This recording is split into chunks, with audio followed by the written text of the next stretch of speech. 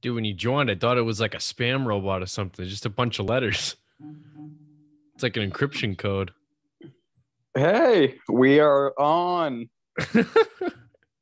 Did you hear what I said, dude? No, I did not. Oh, I was like, when you joined, I'm like, who the fuck is this? Like, I thought somebody like hacked my Zoom link because it was just a bunch of letters, like an encryption code. I'm like, damn, I just got fucked. Yeah, it's Russian hackers. The Dude, same ones that took over our election. That's like the new thing nowadays. Have you ever heard about that? It's like called Zoom bombing. Yeah, it's fucked up. Like They people like take over private Zoom chats and they just like completely crash the whole thing and they send like racist and sometimes anti-Semitic like messages and shit. Yeah, and like gang bangs and fucked up shit. I've seen ones where it's like people like us where they log in on it and they just send like a bunch of dicks and shit. That's the type of shit you're into. That's just the daily. How you doing, buddy? I'm doing good. I'm chilling. Thanks for being patient getting on here, man. That whole COVID shot put me through the ringer for like the last few days. Yeah, you have me horrified of the COVID shot now. I've found like because I've talked to a lot of people before I got it. Because I was skeptical at even getting it at first because I had already had COVID. So I was like, well, do I really need to get it? You know what I'm saying? But you know, like my grandmother who had COVID that I got from her, she got it. And then a bunch of other people I know got it. And you know, most people for like the most part didn't really have many bad reactions to it. They got like at most like a mild headache, if that. So I was like, yeah, like I'll be fine. And you know, I was asymptomatic when I had COVID, so it's like all good. And then fucking that night, I was fine. I got around noon, and then I went like to the gym, did like my whole like basic like routine, and I was like, yeah, like whatever. Like people who get sick must be like pussies, man. You know what I mean? Like pushing out, like doing some bench press and back, even though like my shoulders kind of so I'm like, whatever, like it's cool. It's cool. I used to play Charlie horse and shit, so I'm used to having a fucked up arm, you know. So then around like 8-9 o'clock, I started getting like really, really cold, like really, really cold. And I was on Xbox with Nick because we were watching the NFL draft together. Like so we just had like the headset on, like to chat. And I just kept going, Nick, I'm getting real cold, man. Getting real cold. He just kept going, Mike, shut up. Because I just kept saying it. And I love to, he's like the doctor because he's like in med school. So he's just like the guy that I like to go to, like to tease about medical stuff. You know what I mean? So I was like, man, I'm getting real cold, Nick. I don't know. I don't think it's getting too good. He just goes, dude, shut up. And then I went to bed, and the next morning I woke up at like 3 a.m. And then from there, it was like every 10 minutes I'd wake up. It was hot flash and cold flash and hot flash and cold flash and like the worst headache like my life. And that went on until about 6:30 in the morning. Like I'm not even joking. It was every 10 minutes on the dot because I after it happened like 3 times, I started looking up like on my phone to see like what time it was. I was like waking up. You know what I mean? And it was like 10 minutes, like exactly 10 minutes. Like it was weird. So it was like hot and cold and hot and cold and hot and cold and hot and cold. And I was just covered like in sweat, like almost like I was detoxing. And when I first told the guys about it, they were like, bro, it's because you went to Chelsea to go get your shot. Like they didn't hit you with the COVID shot. You got hit with heroin. Like you're having withdrawals, bro. I was like, damn, like they might be right. Like I feel fucked up. And I love Nick's bedside manner. I'm like, could you shut the fuck up? Yeah, smart doctor doesn't even try to offer me some kind words on my deathbed. Piece of shit. That's gonna be weird to be older and have a doctor friend. I'm not recommending him. Fuck that. He's gonna be exiled just like fucking Stu in The Hangover. I told him I'm going to him for all my prostate exams. Yeah, he's probably real good at that. It hurts. No, it doesn't. This is the third time this week. Phil, I'm not putting my finger up your ass. Get out. Oh my god, if I had a nickel for every time I heard that one. But yeah, that COVID thing went on all day that day. I slept till like 2, felt like shit, just didn't want to move. I was like nauseous. I didn't even want to get up to go to the bathroom. I was like, yeah, if I go here, like that's all right. I just don't want to move. Like I just don't want to do anything. And then I like didn't eat. I ate like once. I like had to force myself to eat. And then the next day I had like still kind of a bad headache, but I was like, okay, I need to get out. Like I need to go outside. Like it's nice out. I need to get some fresh air, get like some vitamin D. And I was just like wicked sore, like almost like limping almost. Like I Oh was my just God. like sore, like sore. But so I pushed through and then I was fine for most of the day. And then it got like to 7, 8 o'clock again. And I started getting like some like the cold sweats again with like a bit of the headache coming back. And then went to bed like wicked early at like 9:30. And I woke up the next morning. This was Sunday at like 4 a.m. Chest was like just pounding, pounding. Like I felt like I was gonna have like a heart attack too. Like my chest hurt like that bad. I'd never had like chest pains like that before. And it was like 2 hours before I could go back to bed because like my chest was just hurting so bad. Went back to bed, woke up, was like pretty much fine from then. Just kind of like you almost like when you have like an out of body experience almost because you're in like kind of like a fog, like a daze. That's kind of like Mm, how I felt like. Like I felt like I was present, but like I was like in like my body. Like I was almost on like autopilot. It was mm, weird. And then um this morning I kind of felt like that until about noon. And then it like instantly like hit like a switch and then I felt like normal again. And out of nowhere, like I got suddenly like hungry again, which is weird because like I eat usually like 6 or 7 times a day. And I'd eaten a combined like 4 meals since Thursday afternoon, which is like for me that's like not even a day's worth of food. So I had mm. like no appetite, no desire to eat. When I did eat, I wasn't even finishing like my food because like I was out to eat with a few of the guys like even like yesterday, and I didn't finish my food. 'Cause usually I'm the guy that'll finish my food plus other people's food and still be hungry. And they were looking at me like eating mad slow, like sluggish, like not even finishing my food. And they were like, dude, like what the fuck is wrong with you? I Oh my was God. like, dude, you thought I was joking. But yeah, so then today I just kicked it in. I figured one more day of rest will do me better than fucking going to the gym for one day. So I'll be there the rest of the week anyway. It's whatever. So I just woke up from my nap and boom, here we are. That's like, you're like the least complaining person I know. Like, you have zero complaints and zero excuses. So the fact that the COVID shot fucked you up that bad scares the hell out of me for getting it. I might not get it. Like, Why? What do you think? Like for me, like that, I probably was downplaying it to how it really was. no, no, it's just you usually never complain. Like, even if you like get hurt or whatever, you're a very you're a non-complainer. Oh, But like when I dislocated my shoulder, I'm like the one guy that says like I'm glad it happened. yeah, yeah, you have a positive outlook, and you're very much, and you're very and you don't, pussy out when like you've like hurt something hurts a little. Yeah. You're like just push through it.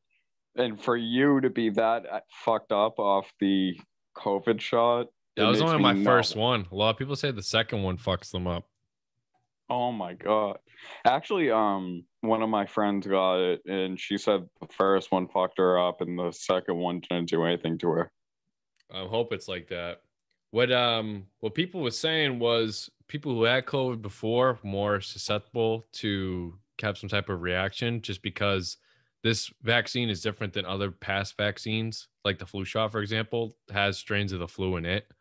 So this Mm. one doesn't have COVID in it. It has an mRNA that attacks COVID. So, I mean, obviously, I'm not a doctor, but what I would venture to guess would But Nick be Calameta is one. unofficially MD Colometa.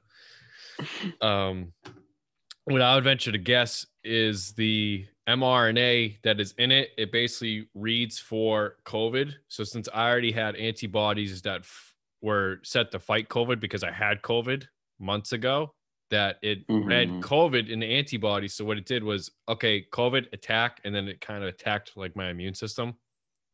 Oh, that makes sense. You get what I'm saying? Like the mRNA in the shot would attack. It would just read COVID and attack the immune system. That's why they were like, for example, my grandfather on my dad's side, he doesn't want to get the COVID shot because he has a lot of health issues, and he believes he already had COVID a few months ago. Well, before COVID happened, like just before it happened. So, I mean, realistically, he'd probably be fine because it was so long ago now. It was like over a year and a half ago he had COVID, Mm. but he doesn't want to take the chance because he has so many other health issues. He can't afford it to have it attack his immune system because he probably would die. Oh my goodness. Yeah. Yeah, he should not get the shot. Yeah, he's not planning on it, but you get what I'm saying? Like I'm not a doctor. I don't know how true the science is, but it seems like it would make sense. Consider like this doesn't have any strands of COVID in it. It's just an mRNA that attacks the COVID strand. Mm-hmm. I know. I heard of a woman who had pneumonia and she got the COVID shot. Not the COVID shot, the flu shot, and it always made her sick when she got it. Yeah, And when she got the flu shot, she ended up getting sick and dying. She was in her late 80s, but yeah, she died from getting the flu, from essentially conjecture getting the flu shot because it made her immune system attack itself or whatnot. I'm not Nick Colometta either. I'm sure there's plenty of people out there that if they do listen, they probably would agree or disagree. I'm always open to learning new things. So whether I'm wrong or whether I'm right, either way, it's all gravy, baby. So you know what I mean? Either I'm right and it's like, all right, cool, like I'm putting out some dope content, or I'm wrong, and either way I get to connect with some new people and maybe I can get them on here. So enlighten Yeah, us. that's so weird. There's viewers. Yeah. I'm pleasantly surprised. This is actually doing pretty well considering this is episode 6. There's actually a decently sized established audience. I mean, it's not decently sized in terms of going to the moon, but decently sized in terms of, okay, the 6 episodes. I'm just some schmuck from Revere who's just basically talking to his friends and other people, associates at work or wherever else, or friends of friends. But people are digging it so far, so hopefully it keeps going. Well, hey, that's what Joe Rogan is. He's just some schmuck from Revere. Yeah, pretty much. Now he fucking gets paid to do this and rip some DMT and talk about elk meat. Alchemy. No, elk meat. Elk meat. Yeah. I remember when there was fires and in California, and he said he got on Twitter and he's like, I'm back at my home. My elk meat is safe, thank God. And everyone was like, oh, thank God your elk meat is safe. Because that's all we care about, Joe. Speaking of DMT, I had a mild DMT experience. I went to an Ice and Iron. It's a really good, to anyone listening, they're a really cool group. Like, you should check them out. They have events that are like building and educational, and it starts with an outdoor adult playground, and then it becomes breath work. And the breath work they had us doing was this old Japanese style that's supposed to produce DMT in the brain androgynously.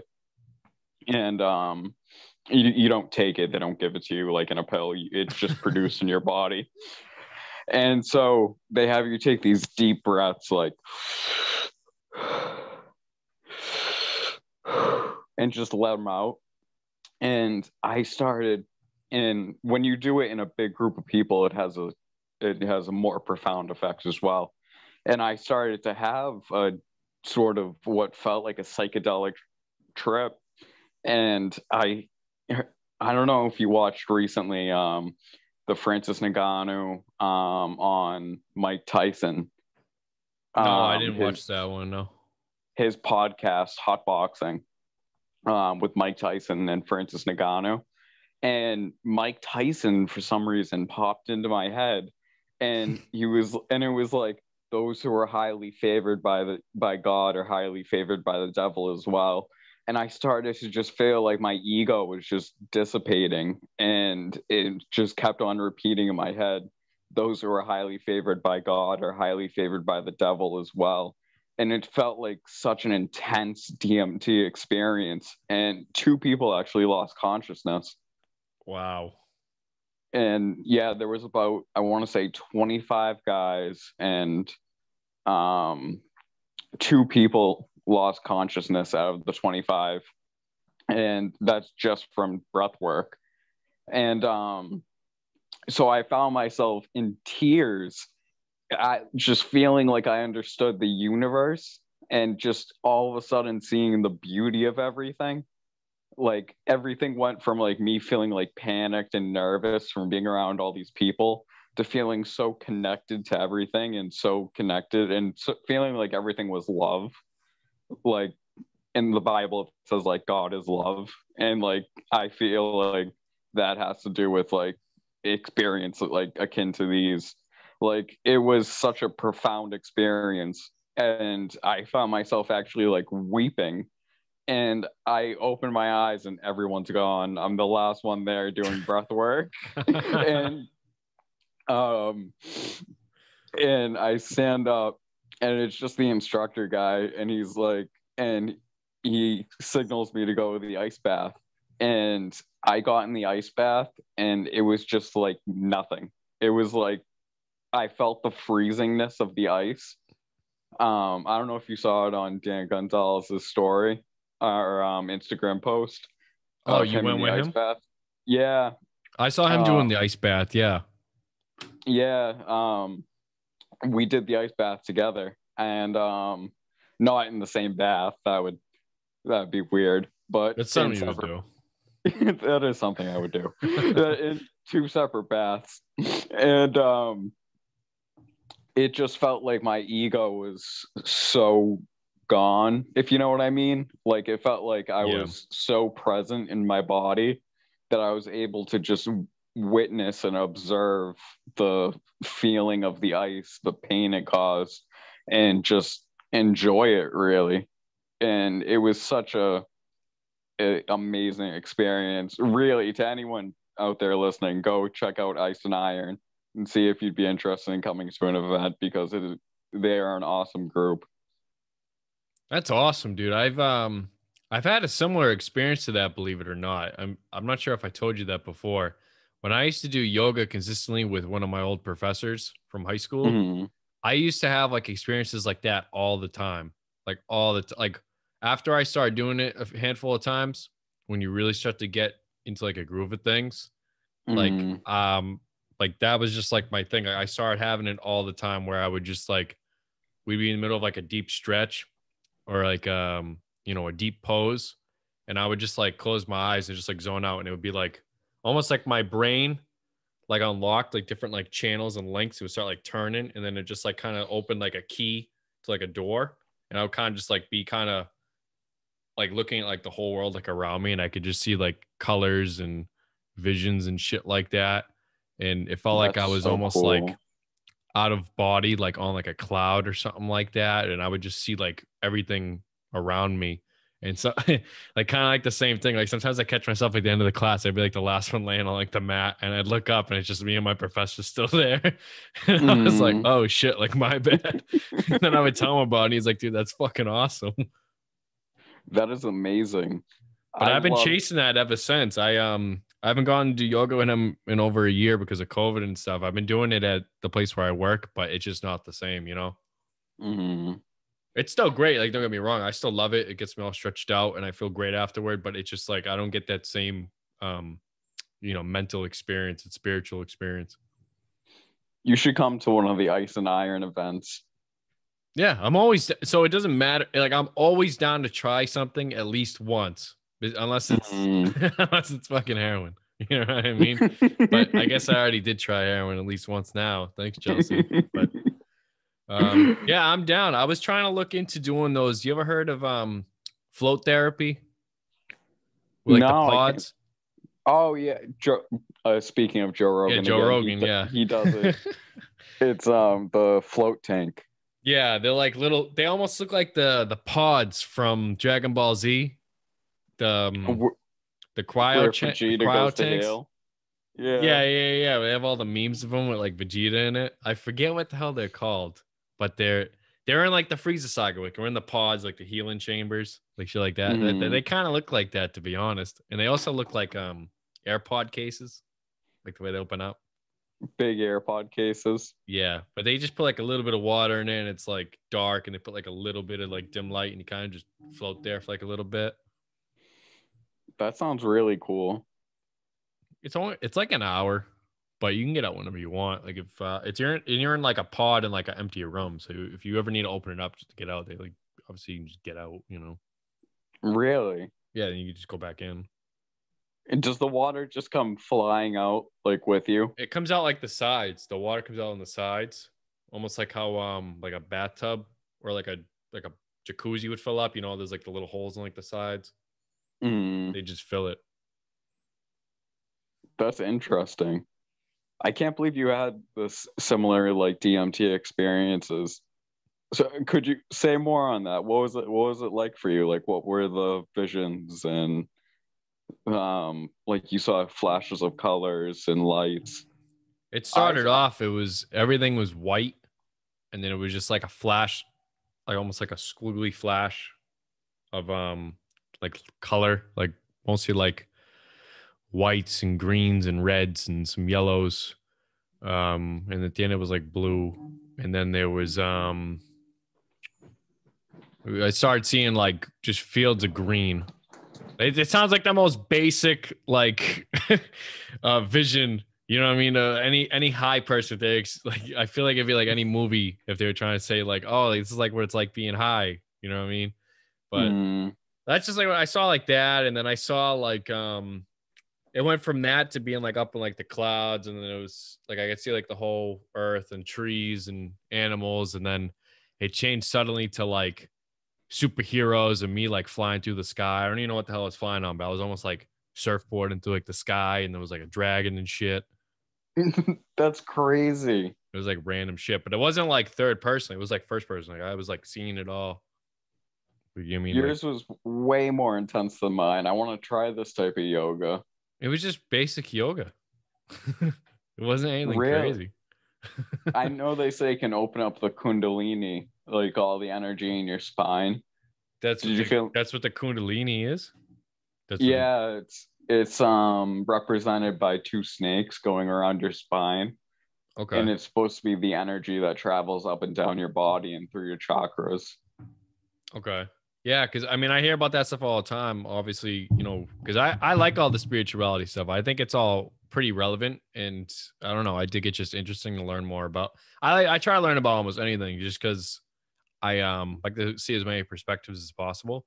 But especially this, like Mm, this always interests me. Because obviously, I mean, talking with you, we like spiritual stuff, we like mindfulness stuff like that. So it's definitely a topic of interest, but I don't really know much about it, especially now with yoga with so many different people. I hear people bring stuff up like that all the time, and I'm like looking at them, I'm like, bro, you're fucking drinking like 2 tons of coffee a day, and you got kids. I'm like, there's no way you're talking about chakras and shit. Like, there's no way you can even tap into one chakra. Like, get the fuck out of here. So what else have you been up to besides Um, before the COVID shot destroyed you? Uh, we're just pretty much staying busy, man. You know, the usual. Work, gym, school, trying to wrap that up.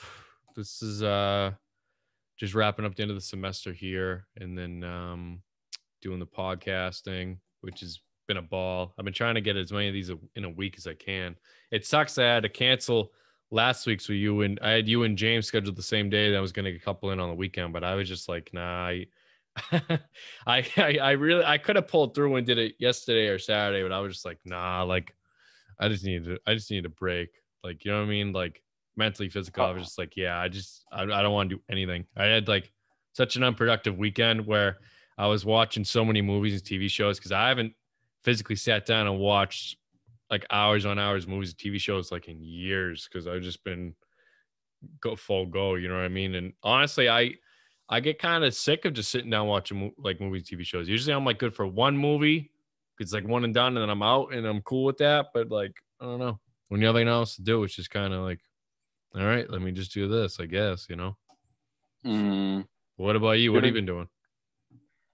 I've been going to TMS treatments What's that? for it's a treatment, and I feel this is a huge key point I wanted to talk about, Okay. um because I know some viewer out there has like some sort of similar experience What does with TMS stand for? Is that just the name of the clinic or is that the type of treatment? it's transcranial magnetic stimulation. Okay. Is that like an anxiety treatment? It's a depression treatment Okay. specifically, but it also has remnants of helping anxiety. And I feel it's really important to talk about because Yeah, it's absolutely. non. Especially in today's nowadays where mental health and mental illness are definitely on the rise between COVID and social media and everything else that just kind of just gets getting popped up on the news. Yeah, for sure. Even for somebody who thinks that they might have a problem or is just starting to deal with anxiety and all these other thoughts. But I mean, you've been kind of going at this war with yourself for years, and plenty of people have from, from an early age. So it's really beneficial for anybody, even for somebody who like me, where I mean, obviously I've had like my share of anxiety. Everybody has anxiety. At the end of the day, everybody has some sort of anxiety, some sort of fear, some sort of experience with depression, like from losing a loved one or, just naturally. But, even if people can learn about these treatments and get a better understanding of these mental ailments for themselves, so there's more understanding out there. That's always a beautiful thing. So Yeah, take it absolutely. away, Philly. Yeah, so I actually wrote some stuff down about it.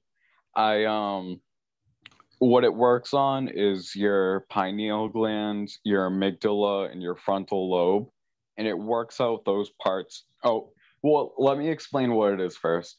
Essentially, it's a non-invasive treatment, and it's they say it has no side effects, but I am totally just depleted afterwards. I am dead. Like I am dead tired.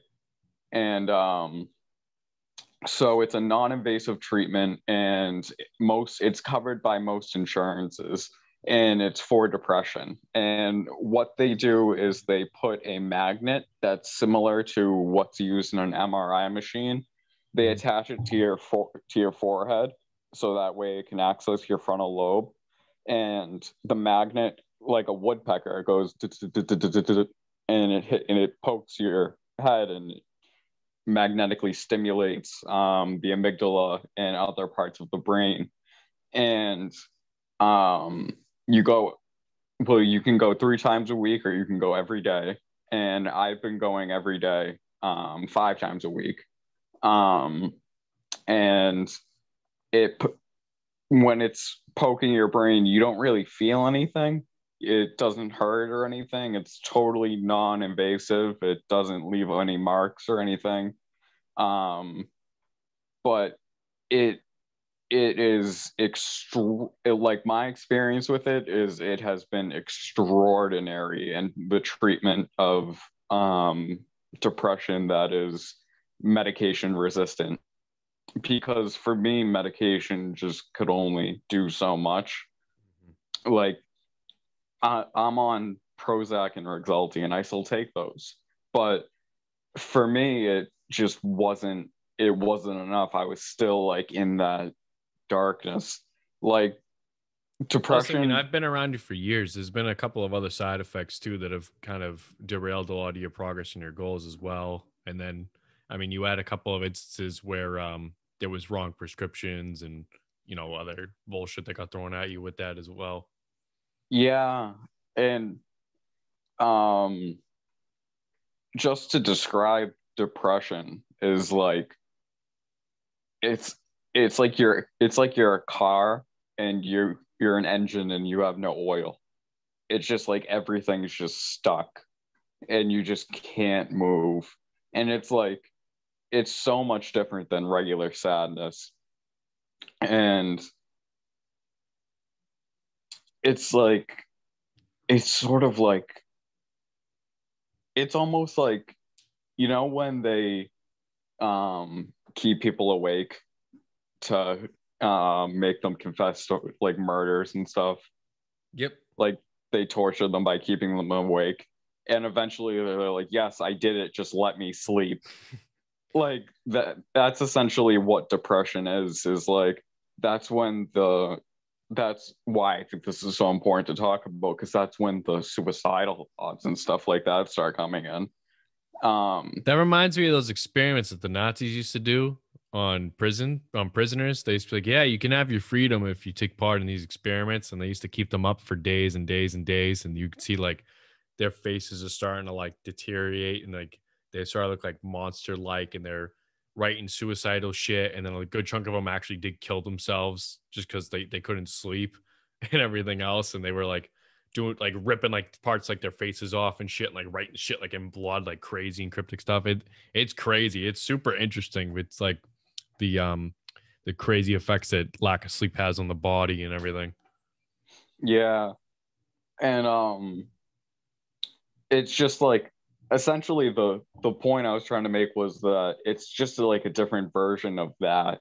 Like when they keep you awake and you'll confess to a murder. Mm-hmm. It's like you feel depressed for so long that it's like, oh my God, like, can this just be over? Like, I'll end my life for this to be over. And it's such a horrible, desecrating feeling that I feel like a lot of people experience and don't talk about. And the TMS treatment has profoundly affected me, and I'm not even halfway done with the treatments.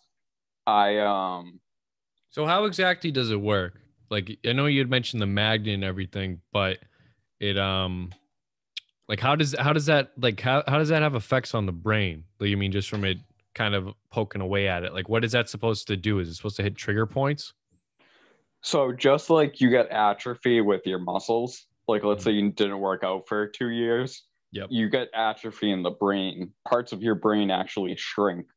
Okay. Um, and so parts of the depressed person's brain actually shrink and they become smaller and they have less neurotransmitters, like serotonin and dopamine, that actually cause your brain your brain's connection to its other parts. And so what the TMS does is it stimulates those parts of the brain and it works them out. It just by stimulating them, it makes them, it's kind of like contracting the muscle. Um Yeah, I and it understand that. and it makes you and it makes your brain work out parts that haven't been worked out in years or even decades. And that's why I found such change and relief in it. And I would just recommend it to anyone who's going through depression, because for me, I have one major side effect, and that is I'm dead tired afterwards. Like they'll say there's no side effects, but like for me, there's a side effect. And I think that's important also to put out there, because it's really advertised a lot as a non-invasive treatment with no side effects. But I am dead tired afterwards. And I think it's working out from working out parts of my brain that haven't been stimulated in years.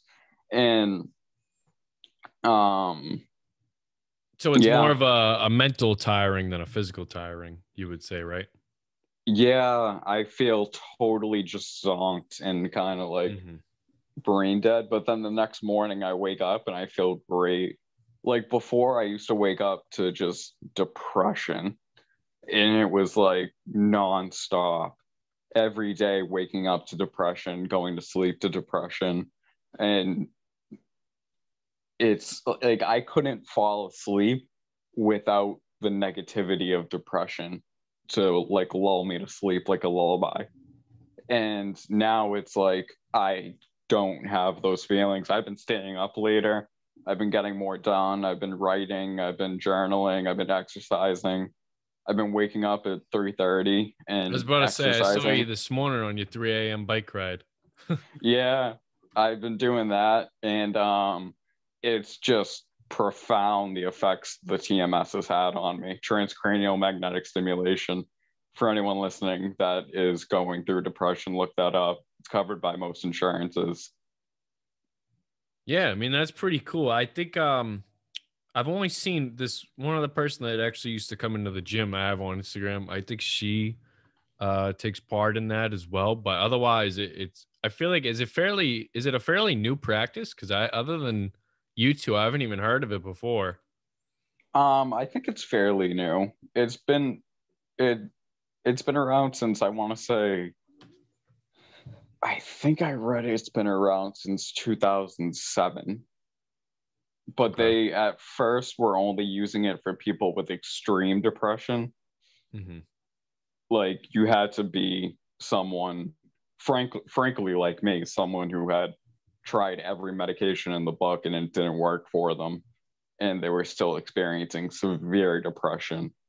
But now it's become more commonplace, and people who just have mild to moderate depression are getting the treatment, and it's an amazing thing because it's helping them, and you don't have to worry about long-term side effects or weight gain or anything like that, and it makes you feel better within like the first 2 weeks of going to the treatments. It's an amazing, beautiful thing I would recommend to anyone with depression. Yeah, man. I mean that's good stuff. How long have you been doing it now? I am on my 17th treatment, and there's 34 in total. Each Okay. treatment is 18 minutes long. Oh wow, that's pretty short. Yeah, you would think it would be like 2 hours. Yeah. It sounds like it would be like torturous, but it's only like 18 minutes. And they play music, and you can listen to your phone, and you can go on your phone while you're on it and stuff. And it's just very a relaxed environment, and you don't have to be bored or anything. You know, you can sit there and play flappy flappy dunk. I play flappy dunk because I miss flappy bird. Yeah. uh, you can play that on your phone while you're going through it, and the time just flies by. It's only 18 minutes. So So I think that's an awesome part of it. it almost reminds you of getting a tattoo in a way.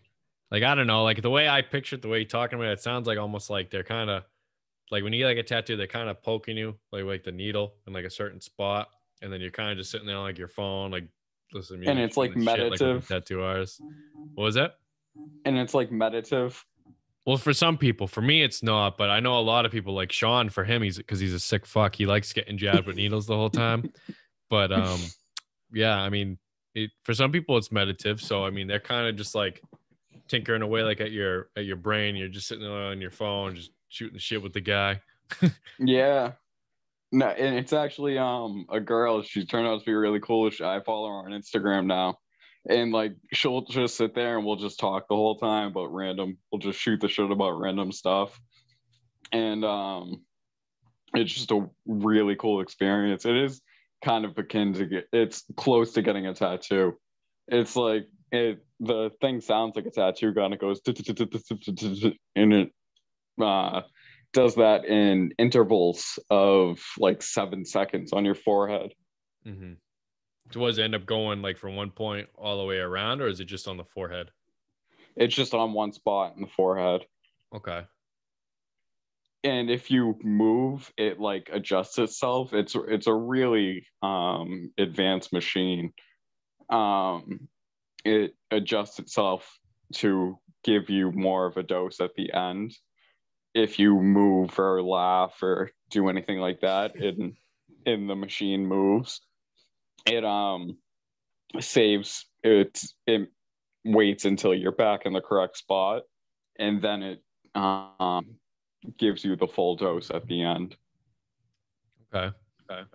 So it's really been a profound, awesome experience. I'm so grateful to, be a patient of it. I'm so grateful to live, in a first world society where I could get this kind of treatment. Because I just can't imagine. Like, I think about people who have depression who live in like third world countries. And it just feels horrible. Like, I just feel like I want to do something in my life. Like, I want to start some sort of charity if I can when I'm older to help people with depression who live in sort of the obscurity of the world and aren't really seen by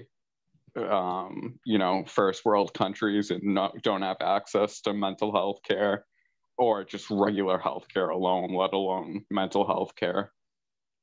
Yeah, it's crazy how, us as American citizens and members of this country, we take a lot of that for granted. Like we have the healthcare and the top facilities, especially in the New England region. We have the top healthcare providers and everything available and treatments and everything else, but a lot of people they don't take advantage of it, or um they like to shoot down the system and try to, you know, be skeptical about it. Yet there's people over in third world countries who don't have nearly a fraction of the resources. Like I was talking to this woman on Instagram actually after I did the first episode of the podcast, and that's how I knew right away that this is actually going to be good for, not only myself forming relationships with people, whether I've known them for years or just met them or whatever, but with people on a global scale. Like this is a real possibility.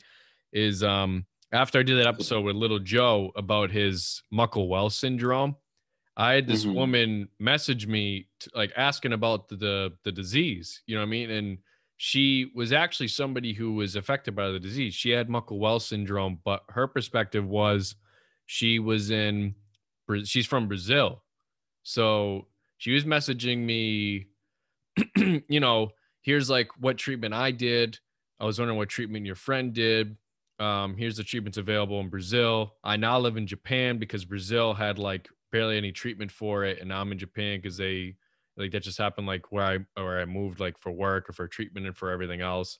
And even us compared to Japan, we still have different treatments than they have. We're even further along Japan. You would think Japan would be like a higher nation of, medical practice and everything, considering we're pretty much allied with them. You know what I mean? Mm-hmm. But even our country is still further ahead than a country like Japan in terms of medical research on different diseases, different ailments.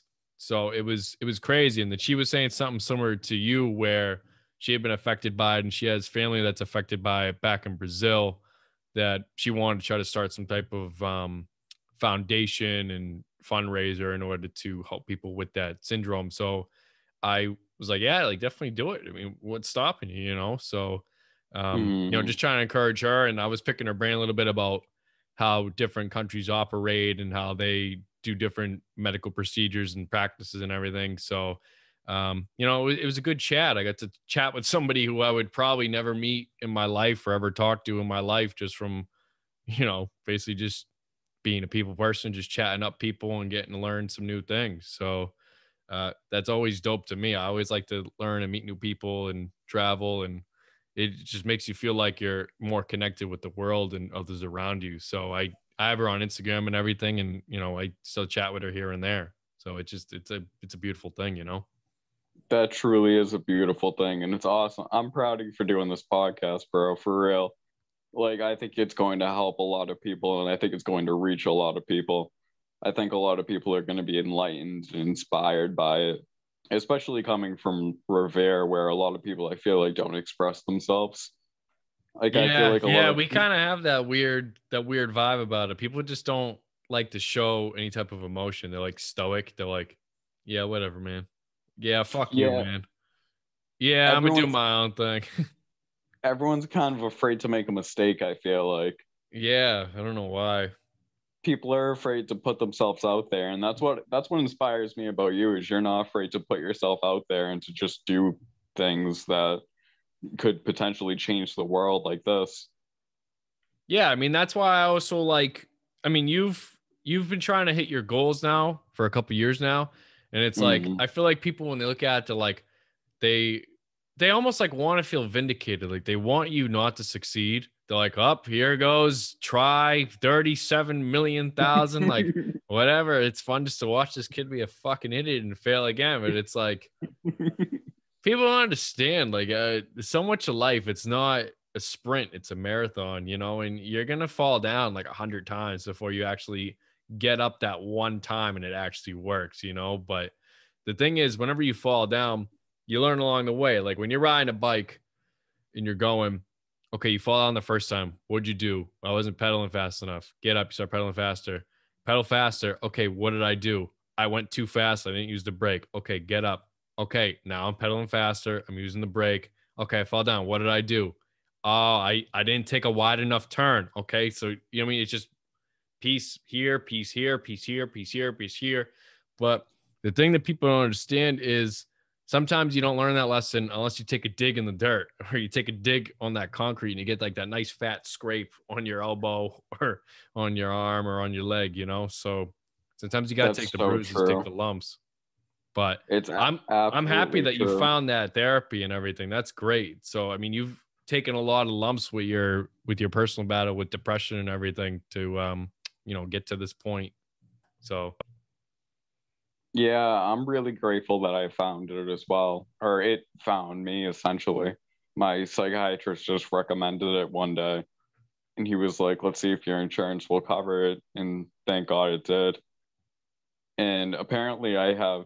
He told me I this was news to me. I have the worst insurance, and what do he you was like, have, if yeah, you don't mind me asking? Tufts Medicaid, Tufts Partners, Medicaid. And I thought it was a great insurance because I don't really have like copays or anything. Yeah. I And think that's what my I have, to be honest. yeah, and my psychiatrist was like, "Yeah, you have the worst. You have like the shittiest insurance. You have the insurance like every schmuck gets." Like, and I was like, It's that welfare insurance. I'm right with you. "It really is." And I was like, "Oh shit." I was like, "I hope they cover it." And he's like, "Yeah, me too." Hey, they're getting the job done, right? So whatever, man. Yeah. It's still more than a lot of people, like we were saying. Mm. It's crazy in America. Even the poorest of the poor have it better than like well-to-do people in other countries. Yeah. I'd highly suggest that hot. It's called Hot Boxing with Mike Tyson, Francis Ngannou.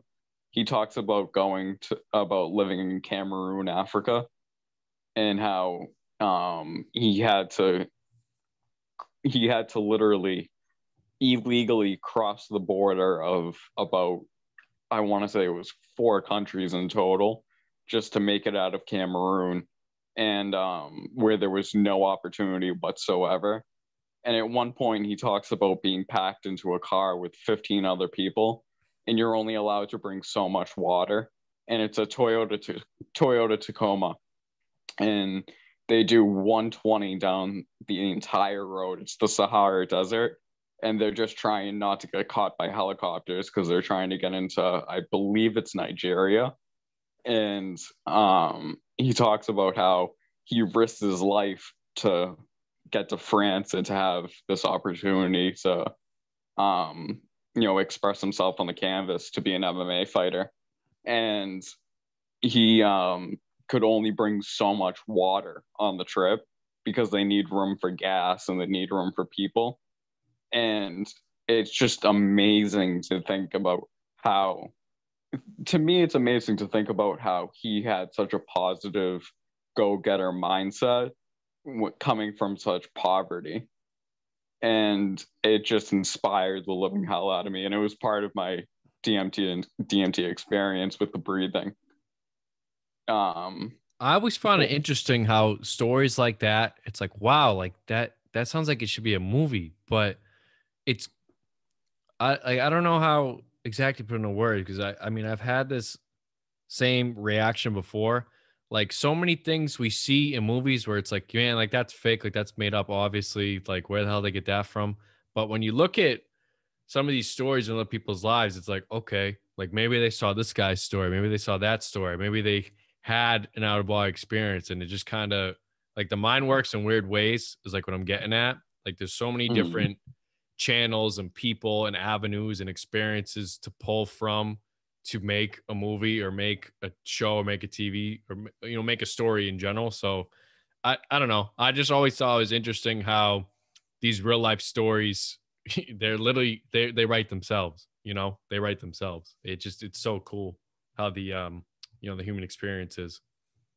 There will probably be a documentary on Francis Ngannou. He's he's such an inspiring. His story is so inspiring. Dude, he is a freak. Like his body, he's a fucking freak of nature. He literally looks like he looks like the base of like an oak tree. Like, and he is just chiseled, and he's like 250. Like, he is disgusting. He is a horrifying man to get in the ring with. Could you imagine getting paid to get in the ring with him? Like, I'd probably would just walk up to the ref and be like, yeah, here you go. Give him the fucking belt. I'd tap out the second the bell rang and it's time to go at it. I'd tap out. I'd be like, yeah, hell no. Like, it's not even like boxing. You could just like jump on the ground, take a dive. Like in UFC, if you go on the ground, like they're lunging at you like the hammer fist ready, and they're gonna fuck you up. Like they just keep going until the ref comes in too. They're coming down at you with elbows. And the refs always come in like hilariously late. Yeah, it's like you see this dude's head bashing off the canvas after he just got cracked, like standing up right in the jaw. And it's like, all right, like his head only hit the canvas like 5 times. Like I think now I can call it. By the time it gets over there, it's like 7 times. Oh my god. It's literally, they could have like a blooper reel of refs that have let fights go on just way too long. It's like the guy's clearly out and he's like, I think he's still got a little something. I think he's got it. It just happened again like a few weeks ago at the Usman fight. With the Usman fight? Yeah, dude. He got fucking cracked and Masvidal was on the ground. Usman just fucking pounding his face in, and the ref comes over and like they like dolphin dive at them. They're like, no, like I just watched this shit happen for a minute, but no. I like Herb Dean. He's my favorite ref. He always calls it at the right times. Yeah. That dude's always baked out of his mind. I swear to God. Is he? I have no idea. Just the way I don't know. Some people just kind of have like that chill vibe. Like, yeah, well, yeah, man. What's up, man? You know what I mean? What's up, man? Like, that's how he is. He's like, you ready to fight? You ready? All right, man. He's like so nonchalant, so chill. It's like, yeah, we're not about to watch 2 guys, almost murder each other. He's like, nah, we're all bros here. Let's just get it on. Get the fuck out of here. Let's just get it on. Everybody have a good night. But he is the best one. You're right. He usually does stop at a pretty according time. It's just so. What else you been up to? Me, man. I mean, living the dream. Really, it's same old. Did I tell you I've been living with my grandfather? I don't think besides. Have I even seen you that much recently? I think I saw you once at Sean's before he moved to his new house. Once at Sean's. Was it at his new house or his old house? It was at his old house. Yeah. I've been by the new house probably like twice since they moved. But I don't think I've seen you since. Doing Fight Club. Fight Club? Yeah, dude. I did a couple of training sessions with him last summer. It was a good time. I actually wanted to get into that for a good amount. I just been kind of all over the place with my schedule in terms of work and school and the gym and the podcasting. And then fucking this summer I'm gonna be traveling a lot and what do you call it? Then I have to do an internship to wrap up my school before I can transfer. So really? Yeah, I kind of want, to be honest, I actually kind of wanted to do full blown with the fighting thing with him. I just don't know how his schedule is like, because like him with the work and the baby and everything, sometimes he can be like on and off. But I honestly wanted to go full blown getting into that because I want to get like in crazy good shape. I want to be able to throw hands and fucking wrestle and do jujitsu and all that other shit. Something I've kind of always wanted to get into, but Up until last year, I was always like scared of doing it for some reason. Don't know why. Mm-hmm. But yeah. But I don't know. I kind of want to really get into it, but I just want to make sure that he's kind of full go into it. And I don't want to do it like a big class. Like there's something, I don't know. I'm not like scared to do like with a big class, but I'd rather like have a one-on-one instructor, you know? Yeah, that's like Batman with Ra's al Ghul. Yeah. I was watching a lot of Batman while I was sick. I love Batman. Dude, I could watch that movie over and over again. I love the first one is amazing. I didn't Batman discover it. Begins. Yeah, I think that one might actually be my favorite one. Everybody sleeps on that one. I didn't discover it until like this year, When just you watch the recently. second and third one? Yeah, I watched the second Yeah. and third one, and I thought the second one with Heath Ledger as the Joker was the best. Yeah. And then I watched the first one, and I was like, "Holy shit!" So I you was a like, sucker for a good backstory? Is that it? "I That's what, am, yeah." yeah, me too. That's why I like the first one the most. I love backstories. Like out of all the Marvel movies, um, I think my favorite one is Captain America, the first Avenger, because like I love that backstory. I love the nostalgia of World War II. Like I just love Captain America too. So that's like my favorite one. But yeah. But what have you been up to? Are you gonna be training with Sean in the near Yeah, future? you trained with Sean. I've been going over his house like pretty often. Yeah, I see you always there with the baby with little Grogu, the fat shit. I love that baby. I have some great pictures of me with him today. You over there today? It was at we were at his mom's house just chilling. Yeah. I love that fat little turd. They said he's already in 3Y clothing. Yeah. It's fucking for 3-year-olds. The kid's not even a year old yet. He's huge. His birthday is the end of this month. I know. The other day, I was out to eat with my mom and my brother and my brother's girlfriend, and we saw some little kid, like a very, very little kid walking. And we asked how old he was, and he was a year and a month old. And Kanan looks like he ate this baby. Like he's so much bigger than this baby, and he's only 11 months. He is gigantic. Bro, his rolls got rolls. Gargantuan inside. He is gargantuan in size. It is just ridiculous. He hasn't heard of cut season. He's all bulking. It's all bulk. It's just the buildup. Might as well get the bulk in now. He can cut later. That's what Sean did, right? Yeah, yeah. And now he's back to his ways. I want to get him on one of these eventually. That'd be funny. He'd be a funny guest. Yeah. Yeah. I mean, he's a funny dude, you know. I actually like the new place that he's at more than the old place, to be honest. Really? Yeah. I know he doesn't like it because he doesn't have like his private bathroom where he had the TV. He had like his own private TV set up in the bathroom so he could smoke out the window in there like a sicko. But now he has like that weird like crawl space set up like the private TVs and all of his like it's like almost like those like those creepy ass like horror movies where it's like the obsessive like girl, the obsessive guy, and they have like the lit candles, like all the pictures of like the person lined up on like the wall. It's like a mural. A shrine. Yeah, like a shrine. Yeah, I couldn't remember the word for it. Now he has that in like the little crawl space, like in the bedroom. And it's like he has the TV in there where like all the superheroes, it's like Batman and Deadpool and Robin and Deathstroke and then Mortal Kombat shit and Star Wars shit. And it's like all like dim lit, and he has like a little seat in there. I don't know. It's mad funny. I'm like, dude, what the fuck? Are you trying to like sacrifice these things? Are they going to be like ventriloquist dolls? Is Tyler Durden Funko Pop? Yeah. That he recently got. That kid's fucked. I love him. I actually brought Sean to one of my psychiatrist appointments because we were just chilling. Yeah. And this was back before COVID. And he's fucking he's they make you wait like forever because this place is in Lynn. It's just a shithole. Yep. And so you sit there and wait forever for your name to be called. So we were just sitting in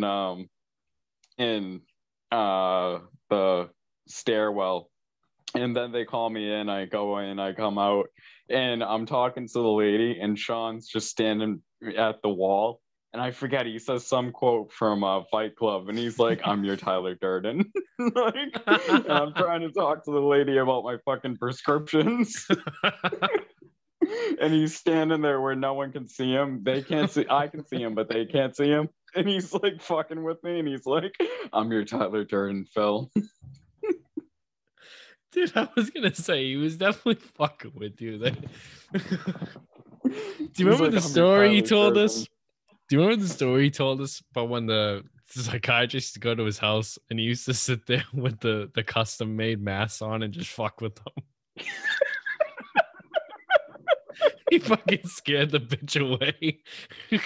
She was so freaked out. That's hilarious. Dude, he used to fuck with those people so bad. And he just didn't give a shit. He would do like the maniacal laugh after. Like, you know, the Sean, I can't even reenact it. I'm not even going to try to butcher it. It was like almost like a mix of like the Joker laugh and I don't even know. It was like the Joker laugh, like something else. It was like a crazy fucking chuckle. Mm. Yeah, dude. Sean's hilarious. He's crazy good at fighting.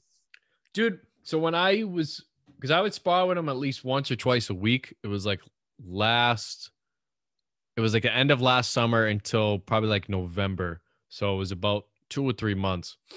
And he showed me a couple of things. Like, he's nice, but I got to the point where it was like, okay, like, let's spar. Like, you know what I mean? Like, I could show you all these combos, all these tricks. You hit the bag so many times, but it's not going to be the same until you have somebody who's going to like hit back at you, obviously. So I'm like, all right, sweet. Like, let's get it. Like, you know what I mean? I'm thinking like, oh man, I'm about to tune this fat motherfucker up. Like, he's probably slow as shit now. He just showed me all of his moves. I'm going to know exactly what's coming. We get going. He's starting off like slow. He's like feeling me out, like circling around. I start like swooping in. I'm start coming in, doing a couple combos. He's blocking them.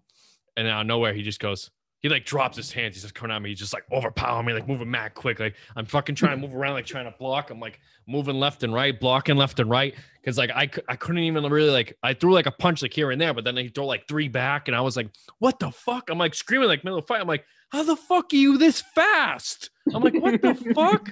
I'm like, you're fucking like almost 300 pounds. I had the same experience with him just recently. I was like thinking I was gonna fucking I was like, I might do all right. And then it was like, oh my God, what like a skill.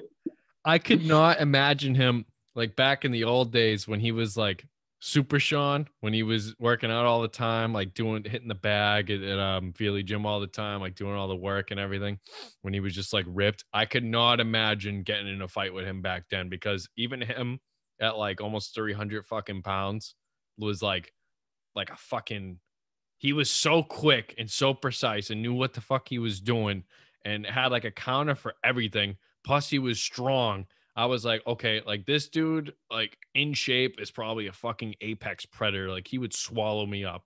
It's not even funny. My God, yeah. But that made me more motivated to want to do it, because a large part of the reason why I wanted to do it was, obviously I'm a bigger dude and I'm a nice guy. Like, people usually don't bother me because I'm such like a nice guy and I could talk my way out of anything and I can get along with anybody, and I just don't start shit. You know what I mean? If I don't start now, there ain't gonna be nothing usually.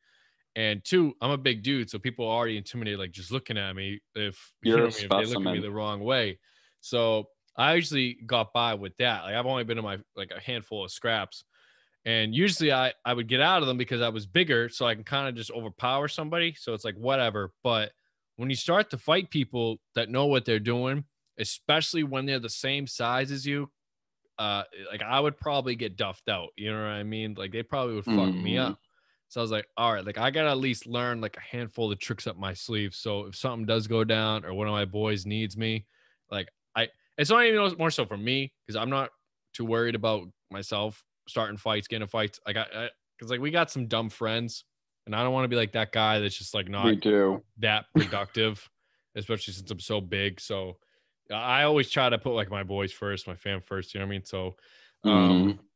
plus it's a hell of a workout. So I was all right. I gotta learn this. And then after seeing that, where he was so big and out of shape, and he would still absolutely fuck me up, I'm like, wow, this is like a whole different ball game. I'm worried about dudes that are in shape. This dude is out of shape, and he would still fuck me up. Like this is like Mm. that's eye opening. That's fucked up. Smoking a cigarette after. Yeah, dude. Yeah, he was. He fucking was. He's smoking a cig. He's sweating up buckets. But then he was like, "All right, my son, let's wrap up a couple more combos and we'll be done." And I'm like, "Combos, bro? You just fucking hit a 3-piece combo on my fucking forehead." I always tell him, Sean is like he is something special though. I always tell him he belongs in the UFC because if you look at like Khabib's like shorter than you. He's like 5'9", Yep. but like his head and neck are so thick that like I saw a picture of someone I know from Saugus that met him, and he was the same height as Khabib, but he looked so like his head and neck looked so small next to Khabib's.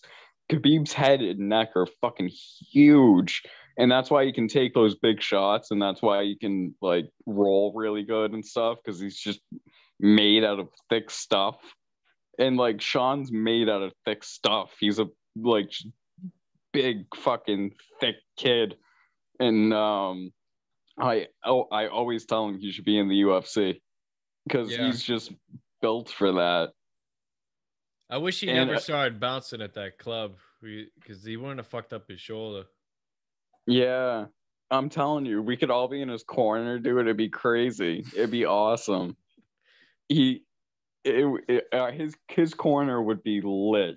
And we would just be going crazy. We'd be turned into the Revere trash we are at heart. We had to bring Uncle Jay out of retirement. We have to bring Uncle Jay out of retirement. Uncle Jay would be in his corner, We could smoking a be like joint. Uncle Jay would be like Mick, and then fucking his brother Michael would be like Paulie, and then you could be Adrian.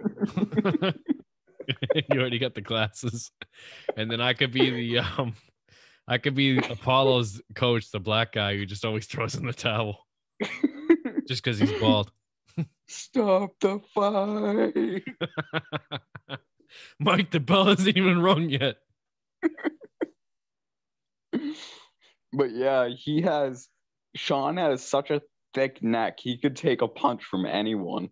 He was built like he was genetically designed to be in the UFC. He always had a huge neck. You remember back in the day, even when like we were younger, when he was chubby, he had a huge neck, and then he lost the weight, he still had a huge neck. It just never went away. Yeah, it's all muscle. It's just like some just people traps, naturally have arm muscle and stuff. Yeah. He naturally has neck muscle. It's weird how genetics work like that because people ask me all the time, they're like, how do you get your shoulders so big? How do you get your triceps so big? And yeah, like I do train them, but to be honest, out of all my muscle groups, those two get neglected the most just because they're already have been naturally gifted, like they're already naturally kind of big. So I feel like I'm almost like cheating somebody when they ask me like, how do you work those two muscles? Just because I don't work them nearly as much as they should.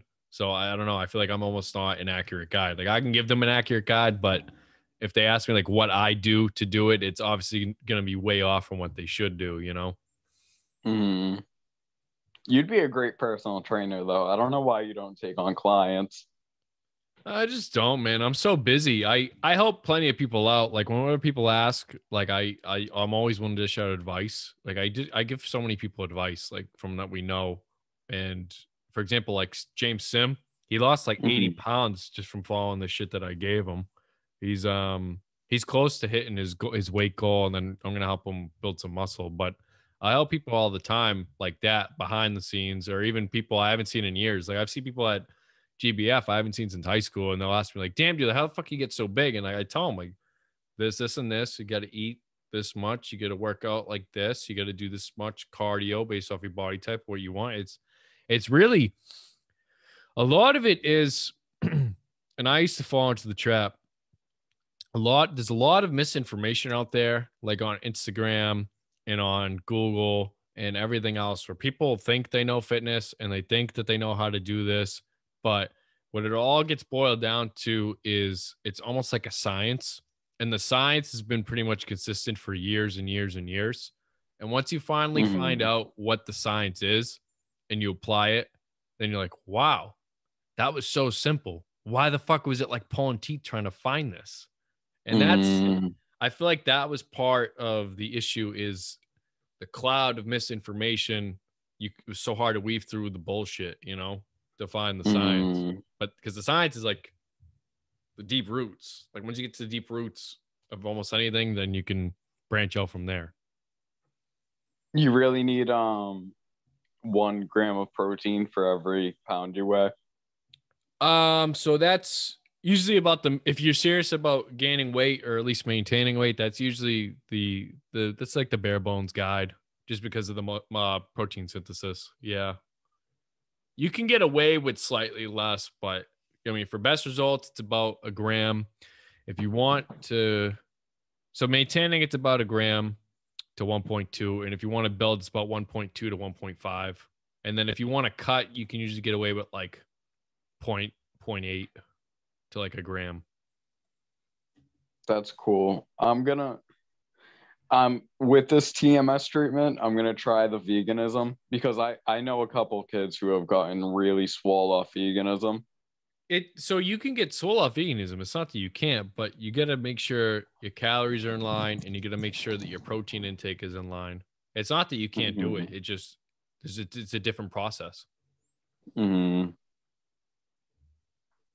Yeah, with me, veganism is like a spiritual thing. I just feel like, I know it sounds psychotic, but I feel like the sadness of like the animals if I eat like a steak or something. I feel terrible about myself. I mean, for a lot of people, that's why they do it. And I mean, it's definitely a righteous cause for sure. And it's not to bash or to put anything against like your goals. It's going to be a different process, and just going to be maybe a little bit harder, but they have so many different plant-based alternatives out there today. It's not like it's impossible, especially you already have a lot of people feel like it's the taste and the family pressure, because a lot of people, I mean, they live with their family and they give them backlash and they cook different foods. But I mean, you've already been doing it for so long now. It's like, all right, been there, done that. The world's kind of evolved to more of a plant-based diet anyway, or it's in the process of, and there's so many alternatives out there. So there's really nothing stopping you. All you have to do is just make sure you have your all your macros and everything in check, just to meet the required goals. It's really all it is. It's science. It's really just science. You know what I mean? In school, for how much I didn't like science, I didn't like math, I use it so much when it comes to one of my favorite things, which is working out. But you know what I mean? It's not like the stupid Pythagorean theorem bullshit like that. It's like addition, subtraction, and percentages. It's shit like that, so it's useful stuff. That's awesome, dude. I'm gonna have to pick your brain about the macros. What kind of macros do you need? What are macros? They're basically just, I mean, I don't know a whole lot about macros, to be honest. Macros, I always hear it. Yeah, I mean, macros are, it's kind of weird to explain. Let me give you a definition of them, just to give you an exact definition, because I don't want to just talk out of my ass, to be honest.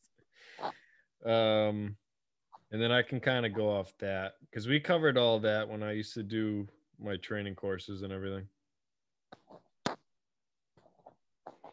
Yeah, okay. So that is exactly what I was thinking of.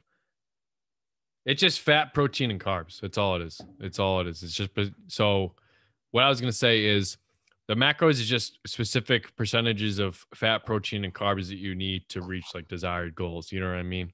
So for example, an athlete would need more carbs and more fat than, say, somebody who has a more sedentary lifestyle, like somebody who sits a lot.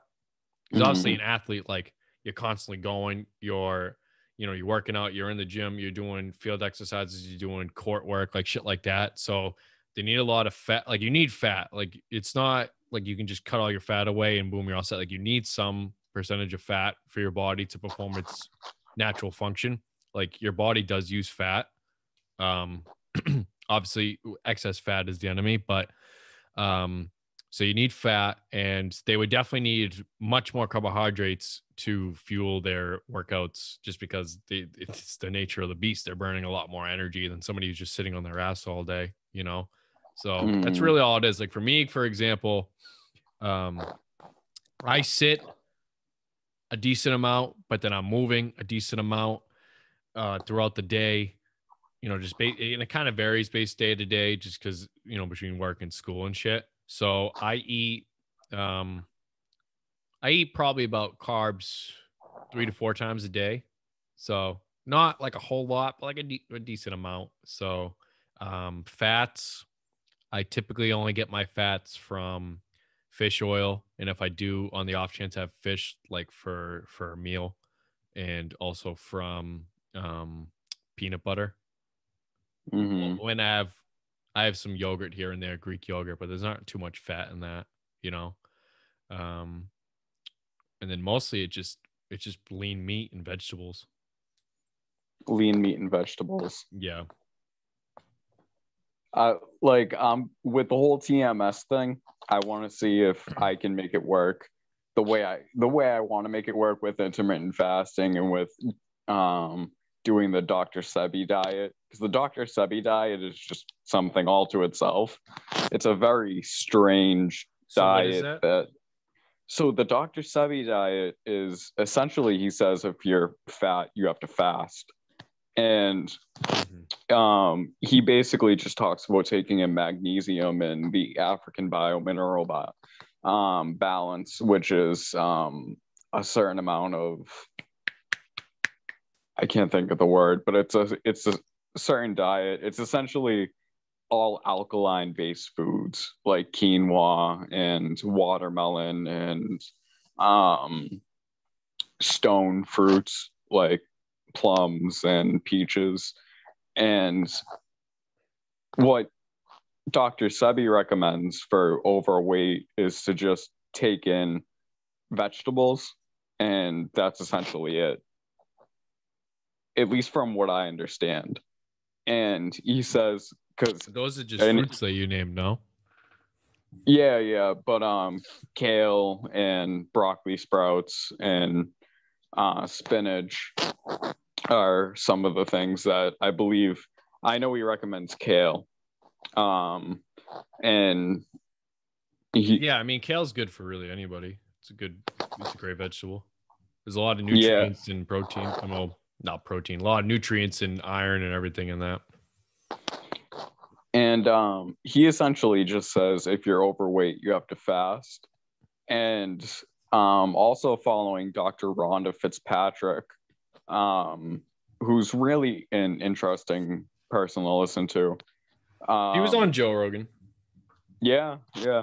Um, she says doing intermittent fasting, like just eating within an 8 hour time window. Um, in mice, it was shown that eating within an 8 hour time window, just restraining your food intake to that time period at the same time each day, doubled the muscle mass of the mice without working out. And I've experienced that where I was in a really good place with diet. This was like a couple years ago now, but like I had like close to abs and stuff, and like pretty built arms, and I wasn't even working out. I was just doing the quinoa, the vegetables, and fasting for 16 hours a day.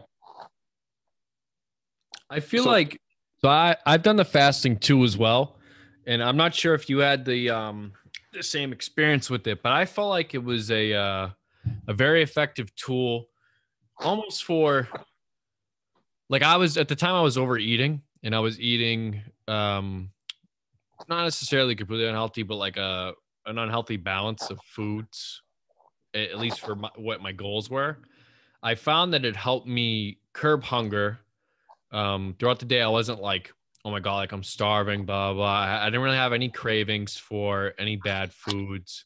I felt like when I had water, it wasn't like just to drink water to get it down. It was like refreshing. It went through smooth. I felt like my internal body temperature was almost like more balanced, like temperate. So Mm. I mean, I definitely liked it when I did it. I know personally for what I was doing when I was building muscle on, like I had to almost follow a bodybuilder traditional style of diet, which is eating like every 2 to 3 hours just to build like the muscle, just because of the muscle protein synthesis and keeping up with that. Here, your headphones fell out. Yeah, sorry. I went to plug my phone in and I accidentally stepped on the cord. Yeah. I mean, I've been thinking about almost getting back to the intermittent fasting at times, just because I like whenever I see myself start to dip off from like the variant of eating healthy, and then sometimes because like your body can get taxed from also eating too much. I was thinking about almost dipping back into it for like a week or two, it's kind of like a reset, but it's definitely a valuable tool for losing weight. I've seen a lot of people use it and it's worked to good effect. I want to see what the studies are for building muscle mass. That's what I'm curious. But that's what I wanted to look into. I keep forgetting to look into more. Like I know that you can build muscle tone and definition just because your body's regulating you're almost like getting it's almost like being regulated more efficiently and more properly in a way. I feel like you're not like overloading the body to an extreme and you're taxing it to use your fuel more efficiently and over a longer period of time. But in terms of like gaining strictly size and muscle mass, I wonder what effects it has or if it is still just as efficient. I want to look into more studies. Mm-hmm. I think Dr. Rhonda Fitzpatrick would be a great place to start. Because I suppose mice are really close to humans genetically. They say that. They say a lot of the subjects that they work on are usually mice when they do like testings for like vaccines and different healthcare products. They either use them or they've used obviously like chimps and apes and stuff like that. You're yeah, a me. chimp. Yeah. I'm one of the test subjects after my COVID shot. After my heroin shot. Jesus. But yeah, I'm really grateful for the TMS, and I really want to see because when I'm depressed, I'm like, fuck everything, man. Just fucking like order 5 pizzas. I'll eat 3 of them. I'm like, I don't give a shit. We're all just gonna die. I got 2 of those new Domino's Hawaiian pizzas. They were terrible. So what'd you do with them? I ate them anyway. I ate them both. He looks great nowadays. Does he? That's Jason, yeah. Jason looks phenomenal. He's jacked, man. That's great to hear. You know what he reminds me of? Who's that actor? He was in Remember the Titans. He was the fat guy. He was in My Name is Earl too. He's the brother. Oh, I have no idea. I don't watch. Do you know who I'm talking about? No. I gotta look him up now, but he went from being like that big, like how Jason was, to being like jacked. And it just reminds you a lot. Like Jason's in even better shape than him, but like it just almost like a similar story, like similar body transformation. Mm. It's crazy. But it's where the fuck's the cast? Ethan Suplee. Never heard of him. Well, if you look him up, if you look up Ethan Suplee body transformation, he was fucking huge. He had to have been at least like 400 pounds, at least 400 or close to 400 pounds. And now, Jesus. and he's a bigger guy, you know? So to be, I feel like when you're tall and you're big, like it's kind of like whatever, like your weight like gets dispersed. But he Mm-hmm. was like a pretty tall guy and he was like round, like fat. So Mm-hmm. like that was fucked up. But now he just looks like a tank. Like he just like built. And he's not like crazy ripped, like mad definition and everything. Like he's just like in phenomenal shape. He looks big and strong. Like he just looks healthy, you know? Mm-hmm. That's awesome. I'm going, for me personally, I want to get toned. Yeah. Yeah. A lot of people like just the tone. Like, I don't really, I'm not too much into size. I like the mix. See, I like the balance. Like, I can tell. yeah. You're a fucking lowland gorilla. A little land gorilla. Well, I was 185 since junior year of high school, and I went to my heaviest was last year around July. I was about 215, but I went from 185 to 205 to beginning of last year. It was like January to March before the gyms closed. So I went up Mm-hmm. like 20 pounds, and it was just muscle. I didn't get fat. It was just muscle. In 3 months, just from changing the way I eat and the way I diet. But I mean, that's also partially genetics. I mean, most people, they won't see that type of increase. Like that's just crazy in muscle mass. Mm-hmm. Um, and then I went up to 215 by July because I just stayed after it during COVID. Like luckily I had workout equipment and I just ate good. Um, and then now I hover between 200 to 205. But realistically, I like where I'm at, but I like to get more lean from where I am. So, I mean, I'd almost like to go down maybe to 195 at the most, like 190. But Mm-hmm. even if I stay like where I'm at, like I'm still pretty comfortable where I'm at, but I just want to get a little bit more lean. You know, that's just me personally, but because I'm already pretty big, but it's not like if I go down, I'm going to lose like crazy muscle mass. Like 5 pounds is like nothing. 5, 10 pounds. You want to get the defined abs. Dude, I feel like everybody wants that. It's mostly just diet. It's hard, you know, Mm-hmm. because I have the 4-pack. I have like the shaft on like the sides, like where the obliques cut in. I have like a bit of like the V line cut, but then you get close to like the stomach line, and it's like I got like a little belly, you know. And Mm-hmm. I have strong abs. It's not like my abs are weak, and I can do I do weighted abs to strengthen them, and then I do body weight abs as well to tone them. Um, obviously I lift, I do some strength training, I do some um training for hypertrophy and muscle definition and muscle size. What's Um, hypertrophy? hypertrophy is just size and definition, pretty much. Hypertrophy, it's so so strength is under 8 reps for a set. So it's usually about anywhere from 3 to 6. Mm-hmm. Hypertrophy is usually 8 to 12. And that's, when people say like, okay, I'm just trying to get like some reps in, that's usually hypertrophy. They're just trying to build up the size and the pretty much the overall look of like the muscle, like the definition. Mm-hmm. Um, Whereas if they were trying to like get the muscle bigger, then they would be doing more so like for strength, for mass. And then if you go over 12, that's 15, that's more so for endurance, to make sure the muscle, it could be in it is fast twitch and low twitch muscles just to make sure that they can be in those states for extended periods of times. Yeah, that'd Mm-hmm. be more so like if you were like doing, um, like a long distance running or cross country, or if you're doing, say like mixed martial arts, you do law sets because obviously, you have to go for like a long time. Your muscles need to be able to take the endurance load. Mm-hmm. What are your thoughts on what's it called? Physical therapy.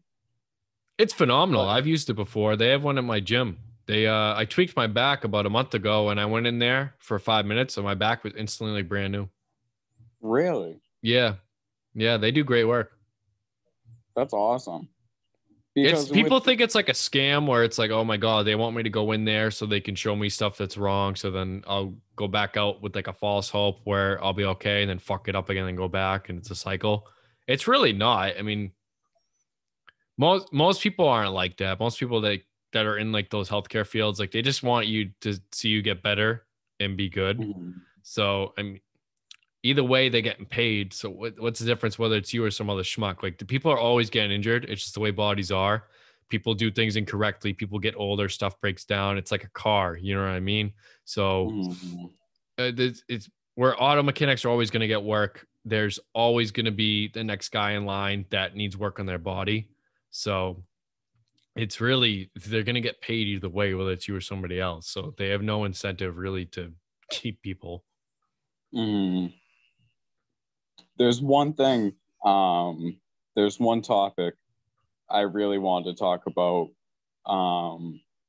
before we wrap up or anything. Yeah, but And that's motivation. yeah, I was How going to do, ask you, what motivates you behind those 3 a.m. bicycle rides? for me, it's the magic hours. The magic It's hour? it's waking up at 3:30 a.m. before the world is awake. There's just something about that time period where I can just get a phenomenal workout in and no one's awake. No, like I feel like I'm not being judged. Like if I go to the gym, it's just me driving the streets. Like it's like the city is mine. Like it's amazing. And for me, I've recently started listening to motivational videos instead of music when I'm on the bike doing cardio. Yep. And that's where I find a lot of my motivation. And like I'll do affirmations and prayer and stuff on the bike. And I find a lot of motivation in doing that.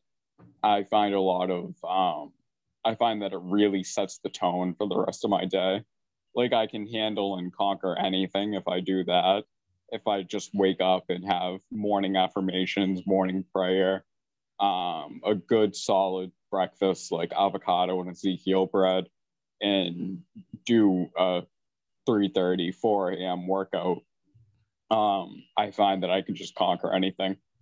Like it's just, and especially if I listen to motivational videos, I have a whole playlist of motivational videos.